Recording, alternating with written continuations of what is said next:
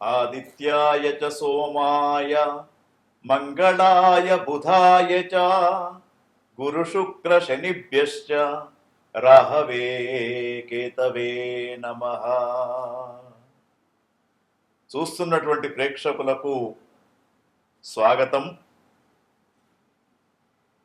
అనేకమైనటువంటి జ్యోతిష్య గ్రహ ఫలితాలను తెలుపుతున్నటువంటి మన ఛానల్ను వీక్షిస్తున్నటువంటి ప్రేక్షకులకు సబ్స్క్రైబ్ చేసుకోవాల్సిందిగా కోరుతూ,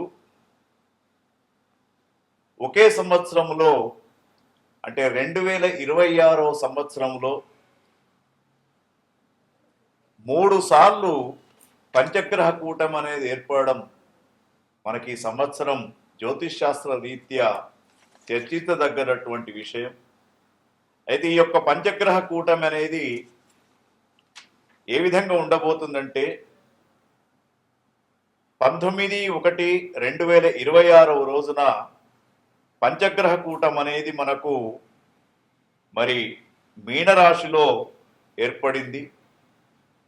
అప్పుడు కొంతవరకు అనేకమైనటువంటి మార్పులు రావడం, అదేవిధంగా ఇప్పుడు ఫిబ్రవరి 18వ తేదీ నుండి మార్చి 1వ తేదీ వరకు మరొకసారి పంచగ్రహ కూటమి వస్తూ ఉంది. మరి పంచగ్రహ కూటమితో ప్రపంచ దేశాలలో, మన దేశంలో, మన ప్రాంతాలలో ఎన్నో రకాలైనటువంటి విషయాలు మనం గమనించడానికి అవకాశం ఉంది. మరి ఫిబ్రవరి 18వ తేదీ ఏర్పడుతున్నటువంటి పంచగ్రహ కూటమి కుంభరాశిలో ఏర్పడుతూ ఉంది. కుంభరాశిలో శతభిష నక్షత్రంలో యొక్క పంచగ్రహ కూటమి ఏర్పడుతూ ఉంది. మరి పంచగ్రహ కూటంలో ఉన్నటువంటి గ్రహాలను చూసినప్పుడు ఆరోగ్యం ఇచ్చే గ్రహమైనటువంటి రవి, మానసిక ఉల్లాసాన్ని ఇచ్చే చంద్రుడు, బుద్ధిబలాన్ని ఇచ్చే బుధుడు, తర్వాత కళారంగానికి, దాంపత్య జీవితానికి మూల పురుషుడైనటువంటి శుక్రగ్రహం, అదేవిధంగా అనేకమైనటువంటి ఇబ్బందులకు గురి చేసే ఛాయాగ్రహమైనటువంటి రాహు, ఈ 5 గ్రహాలు కూడా మనకు 18వ తేదీ నుండి మార్చి 1వ తేదీ కూడా పంచగ్రహ కూటమి ఏర్పడడం, ఇది కొంతవరకు జ్యోతిష్ శాస్త్ర రీత్యా ఏ సంవత్సరం కూడా ఈ విధంగా ఏర్పడలేదు. మరి ఇప్పుడు గమనించినప్పుడు ఈ యొక్క పంచగ్రహ కూటమి ఏర్పడినప్పుడు దీని ద్వారా ప్రపంచ దేశాలలో, మన దేశంలో, మన ఇరు రాష్ట్రాలలో, అదేవిధంగా ప్రకృతి పరంగా ఎన్నో రకాలైనటువంటి విషయాలను మనం తెలుసుకోవాలి. ముఖ్యంగా ఈ పంచగ్రహ కూటమి అన్నప్పుడే అన్ని గ్రహాలన్నీ కూడా కూడి ఉండడం అని ఒక అర్థం. అదేవిధంగా ఇరు రాష్ట్రాలలో కూడా పార్టీల కూటమిలు ఏర్పడే విధంగా కనబడుతూ ఉంది పంచగ్రహ కూటమితోటి. రెండవది, భారతదేశంలో అనేక ప్రాంతాలలో నిధులు దొరికే అవకాశం కూడా మనకు కనబడుతూ ఉంది. తర్వాత కొంత దేశాల మధ్య యుద్ధ వాతావరణం ప్రపంచ దేశాల మధ్య పంచగ్రహ కూటమితో ఏర్పడబోతూ ఉంది. రాజకీయాలలో అనేకమైనటువంటి మార్పులు, స్థానిక ఎన్నికల్లో కావచ్చు, రాబోతున్నటువంటి 5 రాష్ట్రాల యొక్క ఎన్నికల్లో కావచ్చు, అనేకమైనటువంటి మార్పులు మనకు సంభవించబోతూ ఉన్నాయి. అదేవిధంగా భారతదేశంలో కొత్త టెక్నాలజీ, A1 అనే టెక్నాలజీ ఇంకా అభివృద్ధి అయ్యే అవకాశం కనబడుతూ ఉంది. అమెరికా దేశంలో ఆర్థికమైనటువంటి సంక్షోభం ఏర్పడి ఎవరైతే సాఫ్ట్వేర్ రంగంలో ఉన్నటువంటి భారతీయ విద్యార్థులు ఉన్నారో వాళ్ళందరూ కూడా మన దేశానికి తిరిగి వచ్చే అవకాశం కనబడుతూ ఉంది. అదేవిధంగా మరి చాలామంది 3వ ప్రపంచ యుద్ధం రాబోతుందని చెప్తూ ఉన్నారు, కానీ 3వ ప్రపంచ యుద్ధం ఇప్పుడే రాదు. భారతదేశానికి 2033-36లో రాహుదశ ప్రారంభమైనప్పుడు అప్పుడు 3వ ప్రపంచ యుద్ధం వచ్చే అవకాశాలు ఉంటుంది. కాబట్టి 3వ ప్రపంచ యుద్ధం గురించి ఆలోచించే అవసరం లేదు. అదేవిధంగా మన భారతదేశం మాత్రం పాకిస్తాన్, చైనా దేశాలతోటి చాలా జాగ్రత్తగా ఉండాలి. ఎప్పుడైనా కూడా యుద్ధం సంభవించే అవకాశం కనబడుతూ ఉంది.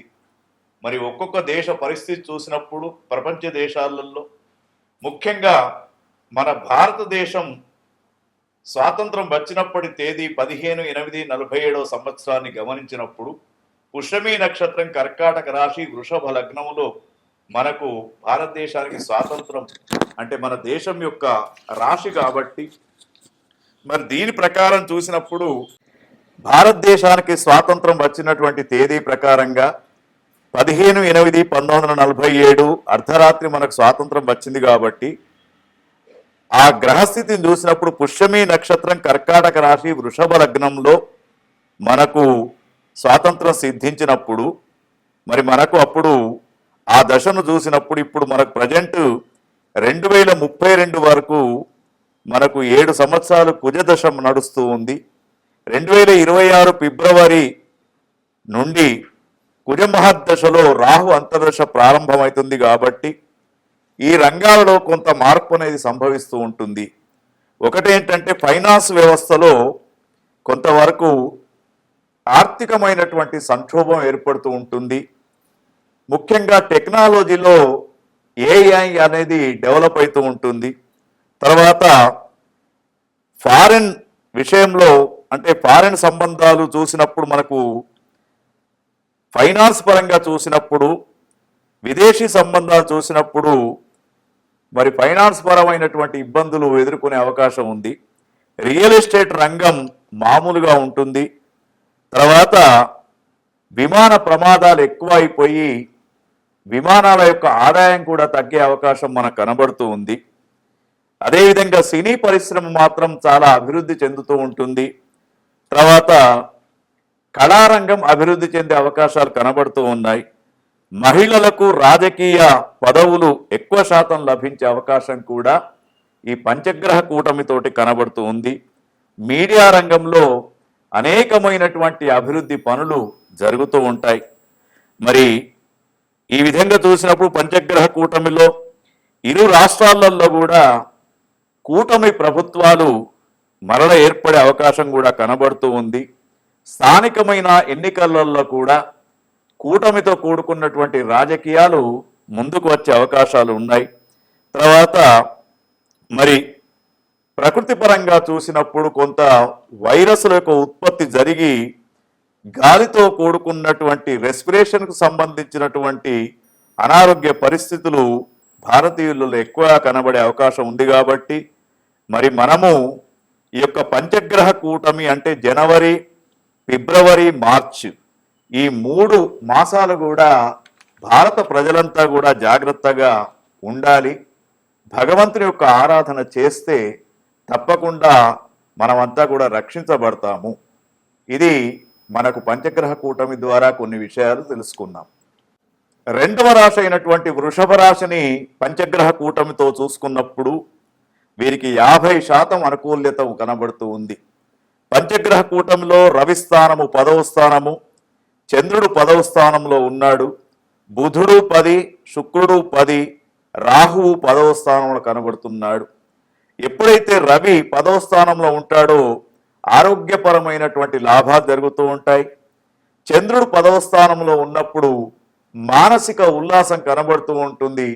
మనస్సు ఎప్పుడు సంతోషంగా ఆనందంగా ఉండడానికి అవకాశం ఉంది. అయితే వృషభ రాశి జాతకులకు గురువు కానివ్వండి, శని కానివ్వండి చాలా అనుకూలంగా ఉన్నాడు కాబట్టి ఈ 3 మాసాలు వీరికి అత్యద్భుతమైనటువంటి గ్రహస్థితి కనబడుతూ ఉంది. ముఖ్యంగా సంతాన విషయంలో, ఉద్యోగ విషయాలలో, వివాహ విషయాలలో అనుకూల్యత అనేది ఏర్పడుతూ ఉంటుంది.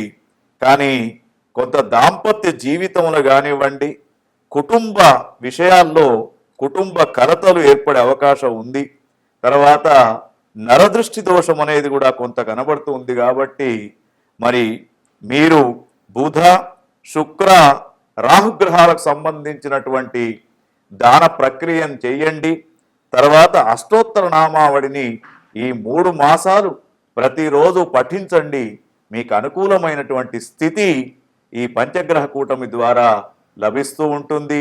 ముఖ్యంగా మీరు విష్ణు సహస్రనామ పారాయణం అనేది చేసుకునే ప్రయత్నం చెయ్యండి, మీకు అన్నిటా విజయాలు లభిస్తాయి.